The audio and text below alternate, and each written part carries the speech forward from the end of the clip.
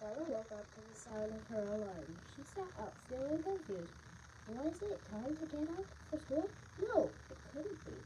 Starlight shone through her bedroom window. Then she saw Rosie and Phoebe asleep on the sleeping bags on the floor. Stella and her two best friends had a sleepover most Friday nights, which meant it was on the weekend. So why did her hat alarm go off? And why was it shoved under her pillow instead of sitting on her bedside table like usual?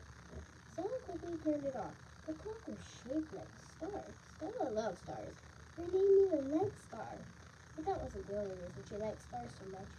Ever since she's been very young, Stella had wished on the very first star she saw. Each night, her favorite wish was always something magical would happen.